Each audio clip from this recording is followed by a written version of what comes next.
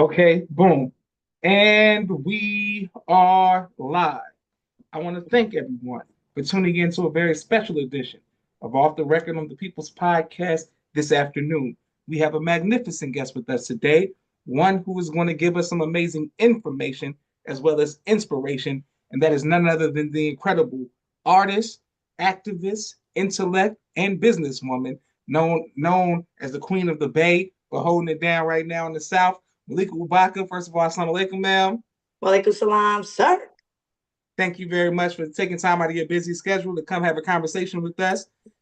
Um, People have been waiting anxiously for everyone who was watching all over New Orleans, from the French Quarters to the Magnolia Projects. Everywhere we've been, everywhere people have been talking about this an amazing event that just took place. It was very profound. I've seen some of the pictures. We've seen the pictures, and we just want to know what took place with the Dr. Umar event. How did that come about? And are you pleased with the outcome? Well, yes, first of all, thank you for having me today. My good brother. We go way back like pimps and Cadillacs. But the event, it was amazing. It was a fundraiser for my store in New Orleans, Africa Love Store NOLA, which is a second edition of Africa Love Store in Las Vegas.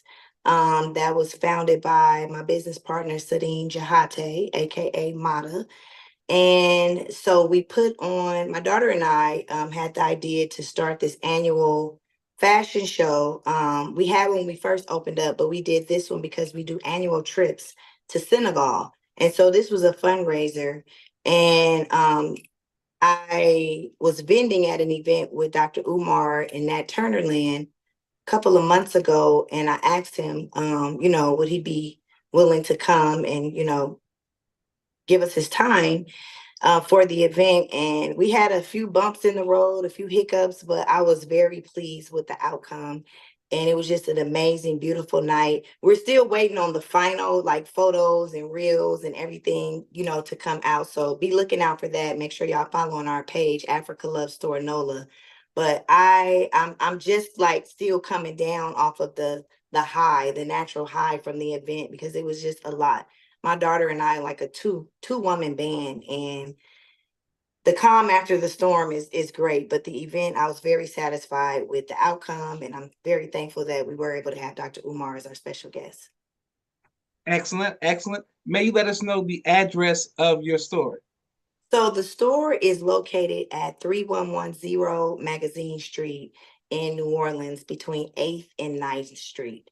The Las Vegas location is 3537. I believe it's a brand new location, Decatur in Las Vegas. So the Las Vegas location is Africa Love Store. The New Orleans location is Africa Love Store NOLA, and that is located at 3110 Magazine Street. Okay, great, great, great. Now, what from those of us, many of us got to introduce to you from MTV, working with Diddy and making the band. And of course, we want to add that's the next question, but I wanted to ask you, why are you so passionate about most artists? It's America, America, America, America. But you have such a love for connecting Black people in America to our brothers and sisters in Africa. Why is that such a passion for you? Well, first of all, I want to say praise be to Allah for my parents, who always put a knowledge of self in me and my sister. My whole family is like a Pan-African Islamic family. That's just how I was raised. Talked to me before. I went to a Pan-African school. That was my very first school, was Pan-African in San Francisco. So shout out everybody there. So that's just my foundation. I always grew up to love and be proud of who I am, my roots and my culture. I was always taught to love my people. And, I went to MUI, and it's just my parents, I can say my parents put it in me. I guess you truly are a product. The fruit don't fall too far from the tree. So that's why I feel like I started off. But then as I got older, just looking out into the world and, from getting the teachings and from with my Pan-African background, seeing that, wow, everything is actually true, what they say. But when I first touched down in the motherland, so honored, soil of the original mother and father, son and daughter, I was so unbothered. I was denying everything that the slave master taught us. And I feel like from that moment on, I always say, I want to say it was life changing, but to actually put your feet on the royal soil, first just being raised like that, but then actually getting to Africa and experiencing the motherland and just seeing how it is. And I'm from Oakland. I'm like, man, these people look like you're just walking down the street in East Oakland. So I just love my people. I love being Black. I'm so, so honored to be a part of the original family. And so I feel like every day that I can, back in high school, people used to call me Little Malcolm X or Little Harry, it was always like an ongoing joke. And it's in me. It's on me. It's forever. Peace to Pan-Africanism. Hey, okay, yes, ma'am. And thank you for representing for the motherland. And thank you to everyone who was, shout out to your parents, your mother and your father. May we have their Yes. names, please? So my mother is Adene Adiola Ubaka. My father is Onunzi Bimbelabziz Ubaka. And Ubaka, our whole entire family, changed their names from slave names. My cousin Salima Sahar Ubaka was the first born into the last name Ubaka. So I was born with Malika Tamani, and I had a slave name originally. And I mean, everybody in my family basically has African names or Muslim name, an Arabic name. And we just represent for the culture. And Ubaka means supreme wisdom, wealth, and knowledge. And as an acronym, it's utilizing my brain power to attain knowledge abundantly, which is also a program at Laney College right now. Okay, let's stay right there with the program at Laney College. How Yes. did that come about, and how did you get, put your name on the program? So, shout out Laney College. I after I did make it the band, I was like, okay, so what I'm gonna do now? I make the band. What's happening? I went to college, and there at Laney College, they had a competition to name the program, and you had to write an essay. You had to go to this whole program process to find out what the name of the program was going to be. And I had all these different names, and my sister was like, "Why don't we just name it? Why don't we? Because we always, together making decisions, our family." And we did Ubaka program. And so we're like, yeah, what could be better than the Ubaka program? And so that's why our name means Supreme Wisdom, Wealth, and Knowledge. But for the program at Laney College is utilizing brain power to attain knowledge abundantly. And that program, I graduated, 15 years ago now, and that program is still standing. If you go to Laney, it's extended to colleges in LA now. It helps the underprivileged, underserved community with books, free lunch, financial aid and assistance, and just helping out with things that you may need as a college student, which we all know is every damn thing. Girl, Yes. represent, Yes. Malika Ubaka holding it down.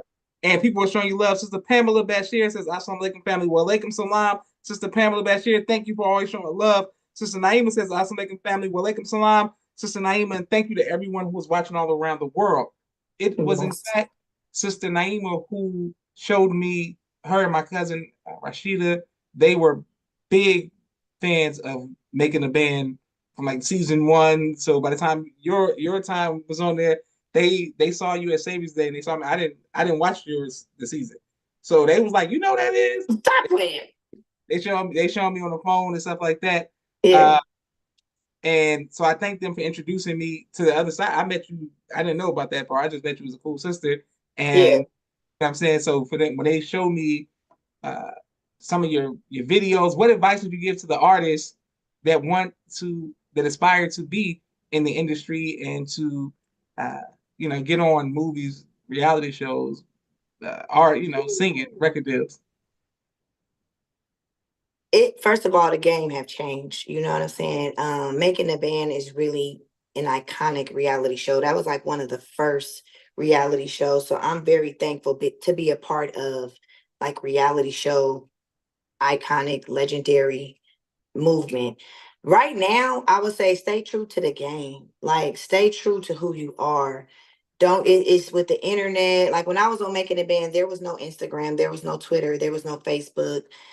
None of this was there. So you had to really be your authentic self. Nobody told us what to say. Nobody like scripted any scenes. Like, it was really and truly a reality show. And what you saw was real spill Jill. It was who we were. Now, when I see the reality shows, you can kind of see like people are not necessarily being themselves. A lot of people stunting for the gram and just not being true to yourself. And I feel like that's what I'm always doing, is being true to myself. But I'm still moving and, maneuvering through this life and learning and growing. But stay true to who you are, especially like with all this stuff that's going on with P. Diddy now. And I have seen a lot of women like do things to make it, and I feel like for me right now, I don't want to say I don't care, but I kind of don't care. Like, I mean, I'm not looking for a record deal. I'm not looking for a big break. I'm not wanting you to listen to my demo. I'm going to make my music that makes me feel good. If y'all get it, y'all get it. I appreciate who fools with me, but really just stay true to who you are. And with the way that the music industry is going right now, I don't even know what to say. We just gotta take a little time for a moment of silence for prayer for the music industry right now, to be honest. Yeah. This is true, and we are seeing artists involved with controversy who I never thought would even have dirt on their name. So this is definitely a time for us to reflect and see if that's all the creators. Is this something that you want, the route that we all want to take to actually go into the industry? So we're glad you're still thriving and making things happen.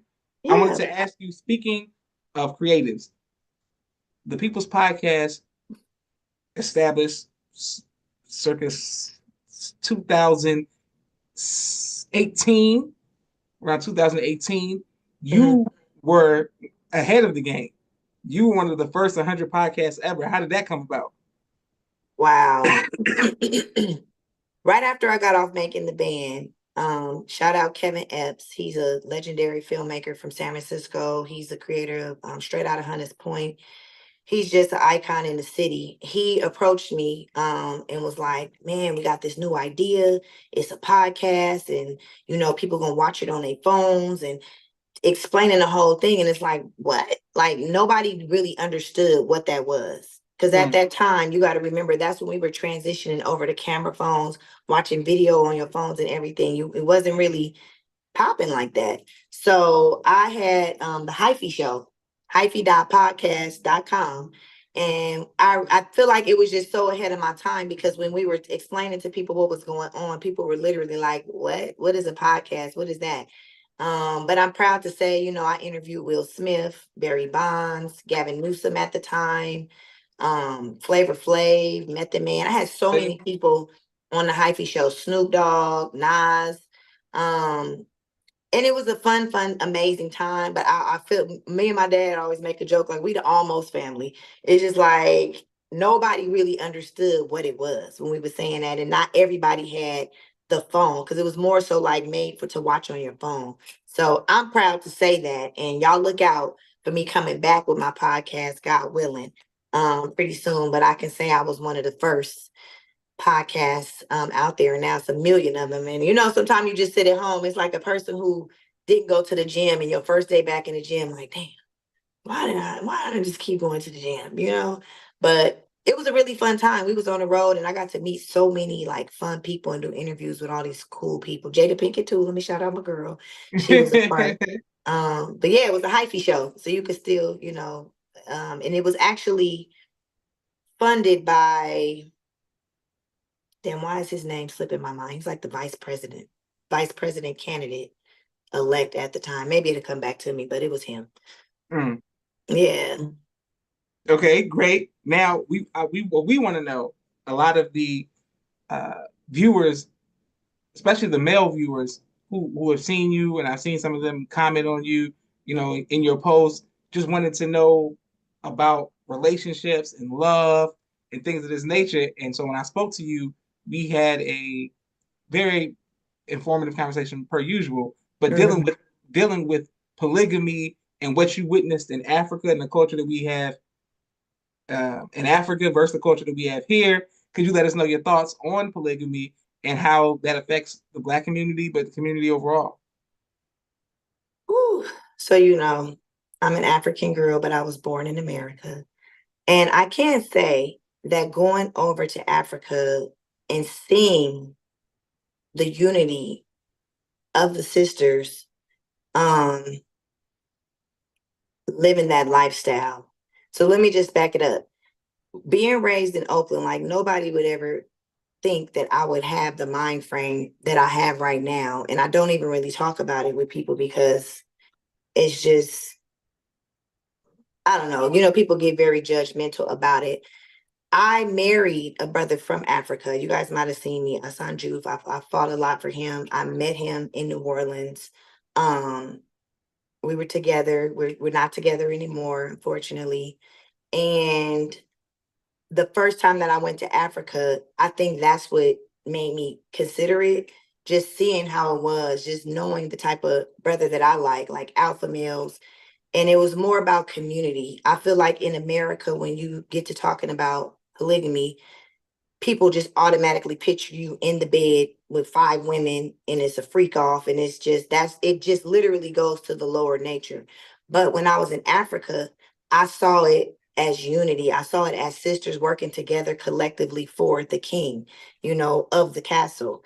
And let me tell you, not everybody was living together, but everybody came together for that common purpose. And so my ex-husband now told me that he never wanted to do it, but then he's very popular political activist out there. Like people know me for being with him out there. Like he's really, really popular out there for fighting for the injustice in the country. And a sheikh had recommended for him to have a second wife because I wasn't there all the time. If he don't have a second wife, what are we really expecting that he's doing when I'm going? And so yeah, he ended up getting a second wife, shout out to Maguette, that's my girl. Mm-hmm. And I never thought that I would be willing to accept something like that, but right now I'm not opposed to it.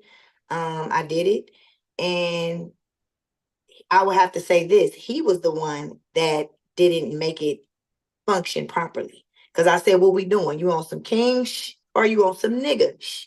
And unfortunately, he kind of went to the nigga route. But yeah, I'm not opposed to it at all, especially if you're doing it the right way. If you're doing it the right way. And because guess what? Every single relationship that I've been in America I've been cheated on. So my thing is keep it 100. Whatever we agree on is what we're going to agree on. It has to be done in a certain manner. I'm not just out here like, I want to deal with a bunch of other women and we gonna know, we have to do it in a proper form and fashion and with spirituality, love, unity, community. It's a lot, I know. Yes, ma'am. Okay. Now, especially on social media, there is a large community of, let's say, plural marriage in throughout America, but primarily in the Black community, where that's a thing. They People who are promoting polygyny as well as polygamy, and something I never thought would be just so popular on social media and in society. What, how do you see that working in the community, but for yourself as well? Is it a cul-de-sac? Is everyone in one home? Is it an apartment complex of people living across the country? How does that look for plural marriage? Well, for me, so what we were supposed to do is, so we built a house in Africa and it's a really large, like 3-level home. Okay. Me personally, I don't necessarily want to live with the other wife if I'm indulging in that lifestyle. Me personally. So when I see it in Africa, the first wife is like she gets a lot of the honor, a lot of the respect. Like she's the first wife. For me, I wouldn't want to live in the house. I mean, unless it was a really, really big house. I'm still learning and growing and studying. And so my ex-husband, the main thing that he told me is like, just continue to study the culture. And so I'm really wanting to just study the culture and knowing as a Black woman here in America that our brothers, that's how they started off before they was made to be slaves. Y'all was made to be slaves. Like y'all came over here and then was told to adapt to this lifestyle. And that's why, to me, it's so much cheating going on. It's so much lying. It's so much conniving. People not keeping it real. You over here with a sneaky link over here, over there. So, I mean, in my opinion, let's just say what it is, roll. And I'm really starting to realize now as I'm in my growth and development that I don't really like I'm attracted to brothers that's really like doing things, making moves, power moves, like especially working with my ex-husband. Like I'm that my picture should probably be next to ride or die in Okay. the dictionary. You know what I'm saying? But at the same time, I've never been a cheater. So I know how to hold it down wherever I am for my man. You don't have to worry about that. If I'm with you, I'm with you. If I'm not, I'm not. Son, I'm gonna let you know. So I just want to be a part of something amazing and something great. And if my man is building like that and he like my ex-husband, he's everywhere talking on the news, he's popular, he's tall, dark, and handsome. Like, is he really just gonna be with me for real? Now my Mm, dad said, well, you deserve, like people can have what they're gonna say, but to me, I can only go off of my experience. And my experience has been that somebody that powerful, those strong alpha males is not necessarily reality. Some people say, I don't know, you could go back and forth about it, but for me, it's not my reality. Every man that I've been with have cheated. So I wouldn't want to live in the same household. So like right now, I'm in my condo in Florida. If we have an agreement and an arrangement, I don't mind us coming together for functions or we're building. But my man that I have in mind, he's going to be so busy. He's building, he's developing, he's fighting for our people. He's doing something so fabulous that he needs his women to be his team. mm, okay. And I'm down. I'm sorry. Don't be mad at me because I'm just like, listen, but we got to all know what's up, be on the same page. And another thing, and if the women can't be out here being loose like that either. You know what I mean? Like you got to be for this man, period. Like when I was with my ex-husband, I did everything. Like matter of fact, I seen Dr. Umar saying that on a post a few days ago. Like, I'm not even about to play the game with a secretary. Most men kind of end up cheating with their secretary. Why? Because the secretary booking your flights, doing this, staying there with you late hours in the night. Even if you didn't think you was attracted to her, you become attracted to her because she's the one that's holding it down for you so much. So, and I've seen that in Africa, like the women are holding it down for the man that's out here making the moves. And Mm. I'm not dying for this lifestyle, but I'm not opposed to it. Yes, ma'am. Okay. Thank It's you for the wild. rest of the weekend. And thank you for your transparency and honesty. People, people are What they showing love. saying? Everybody, everybody showing love. Ain't nobody going to talk crazy over here. Like Salam, Sister Miriam, thank you to everyone who was watching. Okay, I wanted to ask you. So, dealing with the women who I've had in my life, something about women in their kitchen, and like they don't want other women in their kitchen and things. What is the deal with controlling the kitchen? Like you said, like y'all can't be in the same house. I don't want another woman in it. That's like y'all like sacred space, if you will, or something like that. How do you handle the meals and like who would cook and how would you handle that? Well, see, again, to me, in life, everything is up for a discussion. Okay. So I'm saying I really don't want to be in the household with none of them, to be honest. When it's my time and we doing what we do, I'm going to have that time when we need to come together for building. If you need me to get in touch with sis about we doing this or that, then that's how I would like to move. If I partake in that type of marriage again, then that's how I'm envisioning it for myself right now. It may not be that way, but then again, that's something we can discuss. Now, then when I was in Africa, the one wife or one particular wife was the main person that would cook. Hmm. I'm not, like I could cook. I love cooking for my man, for my daughter, or something like that. But I'm more of the hustler. I'm not really that girl. I got this mean cornbread view. I'm whipping up like I can cook. But listen, girl, if you want the kitchen, you can have the kitchen. We not gonna argue about the kitchen because we got Okay. bigger fish to fry than that. So But I personally would, if I go back and engage in that lifestyle of marriage again, I would not necessarily want to live with them. mm, I want to have my own place. And they do that. Like I saw it in Africa. Like my ex-husband, we was visiting his uncle, 93 years old, with an 8-year-old by a 60-year-old. Okay. And we were in the holy city of Tuba. And we woke up, he passed away while I was there. So I'm like, man, we got to drive all the way back to Tuba. He like, oh no, he had his third wife house around the corner. I'm like, oh, okay. Well, Mm-hmm. he was just in Tuba 3 days ago. So they split up the time. Everybody know what it is. And I feel like even talking to his sister, like the women are not just like, oh, hokey dory. They still kind of have their little issues, and somebody gets a little jealous and you trying to put on an extra lip gloss when he come around. It's not just all together picture perfect, but it's unity towards one common goal. But I don't want to live in the same household if I don't have to. Okay. Yes, ma'am. And people are bear witness to showing love. Wazam Butcher. Okay. You know, people, I guess that's like, oh, term. I don't know, maybe African. Ungal, my brother. Yes. And thank you to everyone who continues to show love. You said, I wanted to ask you about the we were just talking about you said the holy city of Tubi and Tuba. this Tuba. Yeah. Okay. Now you're in Africa. Once you go over there, celebrities, I always tell people Michael Jackson was never the same. Chris Tucker, Richard Pryor, just different rap artists who go over there. They come back, and it's like something that just a light switch goes off. Do you Mm. do you see your envision yourself living in Africa, or are you going to dual citizenship back and forth, or what's the goal? Absolutely. I already have land over there. My dad has land. I purchased my daughter some land for her birthday last year. So God willing, we're building over there already. And I don't like to spill too many beans before, it's all hatched. Because I did get advice from a sheikh when I went to visit Africa, not to like necessarily just lay everything that you have planned out.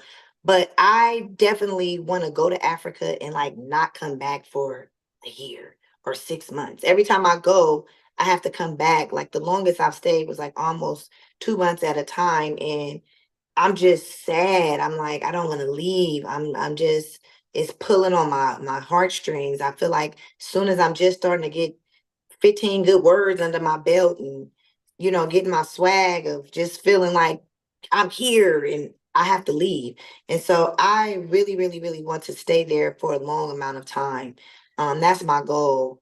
But I want to build my house there for sure. I've already got the land, so God willing, that's coming soon.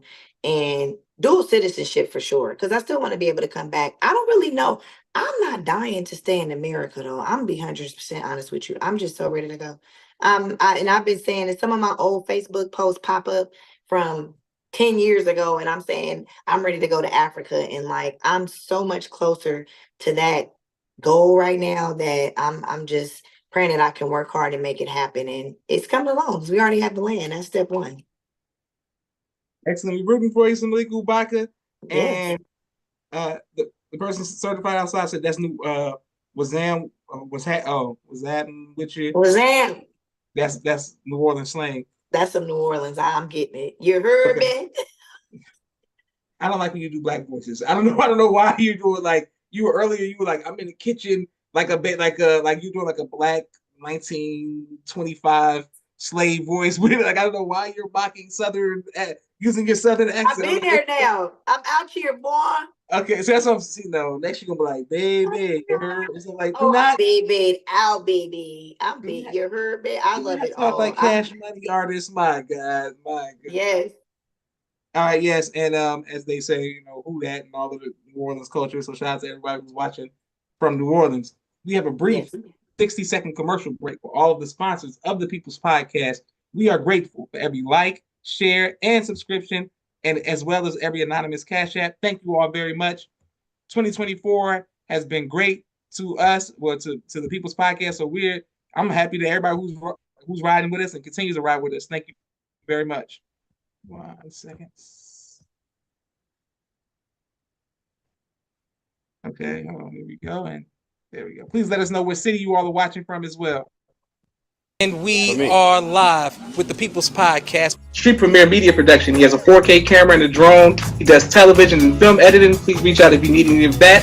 Sister Naima, Stay On Point Dance Academy. She teaches ballet virtually to young girls all across the country. Sister Miriam, ABC I Love Me children's book and coloring book. My father's book, A Soldier in the Movement of Christ. My two books, Cleopatra, which is a children's book, and No Father, No Excuse, both of which are available on Amazon. Excellent. Boom. And speaking of Africa as well as business, S Enterprise Barber and Beauty products. They have a plant-based kosher wave brush. Their website is kosherwave.com with the K 770-997-6000. This is Brother Jeffrey Searcy Muhammad, Sister Stephanie Lasan Muhammad. They are actually in Africa. They travel back and forth from Africa to America doing trade and commerce. Phenomenal business people. Thank you for S Enterprise and thank you all for your sponsorships. Let us know what city you all are watching from. Usually we have our people from Mexico to tap in and people from all around the world. This is Malika Ubaka. We have one more question for you, ma'am. First, let's reiterate, how can we pull up on your business in New Orleans? We want everybody to come and support you and your daughter's business. Where can we go? So once again, the business in New Orleans is at 3110 Magazine Street between 8th and 9th. On social media is Africa Love Store NOLA on everything. My daughter runs the TikTok page. If you're in the Las Vegas area, Sadine Mata Jahate, who's the founder of Africa Love Store, is at 3537 Decatur and Africa Love Store. So it's Africa Love Store in Vegas, Africa Love Store NOLA in New Orleans, baby. You heard me? So make sure you come out, follow our page. Right now, everything is on sale because we need you in your dip, in your drip for Kwanzaa, for the New Year, for just looking beautiful on a day-to-day basis. We have everything that you love about Africa. But the main thing that we are as cultural ambassadors is inviting you to Africa. So make sure you go to the website, africalovestore.com, so you can look at the itinerary and go ahead and come with us to Africa. Our next trip to Africa is going to be Senegal in April. We just hosted a trip to Ghana like 3 weeks ago. Everybody came back. So if you have not been, make sure you get your passport. Now I'm going to Spanish. And going ahead and come, like make it happen. Even if you don't make it this year, go log on, put your deposit down and just start paying now for next year. Like you got to make it to the motherland. I'm trying to tell y'all, you will not regret it. But my business partner, he's been taking people for like over 20 years. And I've been to Africa many times. Last year was my first time going with the tour with the group. And I kind of thought, oh, this is going to be, I don't really want to do no tour. It was amazing. Like better than I ever could have imagined. So, all the resorts are on the beach, like everything that you get to do, visit Goree Island, the Renaissance statue, it was just nice. We went to private islands. Everybody brought medical supplies, clothes. We give back. Every single person that came on a trip, we gave back. We visited a school that was on a private island. You got to go. Log on to africalovestore.com. And please, if you're following this, is this a podcast we on right now? What about Brother the People's Podcast? Make sure you follow our page, Africa Love Store NOLA. And if you hit me on the inbox and say, I saw you on Brother Josh podcast, baby, you're going to get a nice fat discount just for mentioning my brother, because I appreciate you for having me on here. Yes, ma'am. We appreciate you as well. And people are showing love. Certified Outside, yes, sir. I saw that, and I'm going to reach out to him to get him to come on and talk about Ghana and what took place. I just saw it on social media. Shout out to some of the guests that we've interviewed from Chad in Africa, and they always say na na na way na ka uka u. So shout out to everyone holding it down there. Okay, hold on. I also wanted to ask you, can you give? Oh, this is Lenora. I wanted to shout to Lenora out because she was on. I saw she watched the People's Podcast, but she was at your event. So I just want to shout to Lenora out for being a kind, one of the nicest, sisters I've ever met. But also nice. Facts. I love Sister Lenora. She don't play around, and baby, she got a cold two-step in her second line. Trust and believe. She's all the way New Orleans. Yes, ma'am. Can you give us your favorite memory of my favorite artist from the 90s? He goes by the name of Tupac Shakur. Can you just tell us what it was like to be around him? Because I watch the podcast all the time and they still talk about Tupac. They still talk about Suge Knight, Death Row, and just different eras of, but 90s, I always think about Tupac. So can you let us know what it was like to be around him? Man, listen, it was at the time, it was just Tupac. I didn't think it was like now that the phenomenon that he's become. And I think back, it's like, wow. Because actually, and I'm no lie, no lie, no lie, yeah. Tupac used to be on our group. We was called the Old Town Girls back in the day. And I mean, he adored our group. Like he just thought we was all that. And we pretty much were. We were like the only female rappers at the time in the Bay Area doing our thing. I'm not gonna say the only, but we were very, very popular. We won everything. But we all used to conjugate at the Uhuru House. And the Uhuru House is still there, and that's where we all used to practice at. And Tupac used to come, and TMD, Capital Tax, all of like back then, talent shows was like the thing. Every other week it was the $500 to win. Like that's what we did. We didn't have Instagram. We did talent shows. And so just to be with him, just that energy that you see Tupac have, like he had that back then. But I'm gonna tell you this quick little story. And I don't know if I told this on your podcast before, but he always loved us. He'd be like, "Oh, town girls, oh my God, y'all so fresh." Fresh was the word back then. And man, he just adored our group. And they were like in an older category than us, and we were like younger. So was he at the phone booth? He was probably at the phone booth. The phone booth, okay? No pagers, no cell phones, over by Lake Mary. And we saw him, and he again greeted us with the big old Town Girls welcome. And he like, guess what? He started saying, "Man, I'm doing this. Hey, they hooking me up. I done been at the studio." Back then, all you wanted to do was get signed. Like I met Russell Simmons. I'm about to get signed. That was like the thing. Did you get signed? Or you going off, you going up? So he just was telling us all these amazing things that just happened to him. And we was like, "What? For real? Word?" It was just so much. Like, it was just so much that it was like, as soon as we walked off, we was like, Cap. I'm telling you, from there, it was up. We really was like, is he lying? Because he said so many amazing things that we was like, for real. And let me tell you what, he was not lying, but he was just such a just high energy, super cool, wasn't like a hater. He loved on our girl group every time we seen him. And my sister, Kalia, at the time, she was like 8 years old. Killing it though. Kalia used to cut it up, like dancing crazy, doing her thing. So she was always the little one, but she wasn't like, "Oh, she's so cute and she really ain't that good." She was so cute and little, but like danced better than everybody. So he just loved us. And I mean, I'm still one of those people that's waiting for Tupac to come back. So I don't know if I could say, may Allah be pleased or not. But Tupac, if you're still out there, it's time to come back. Time to come back. Enough is Town enough. Girls is missing you right now. Listen, phenomenal. And once again, salute to your family, salute to you. And thank you for being a recurring guest on the People's Podcast. We look forward to our future endeavors, and hopefully we get your daughter to come on as well, and your father, and then briefly we'll have get him on. He's ready. We have the whole Ubaka tribe and everybody tapped in. Yes. And thank you everybody who's watching all around the world. This is Joshua Leonard Muhammad signing off for the People's Podcast. Assalamu alaikum, ma'am. Walaikum salam, sir.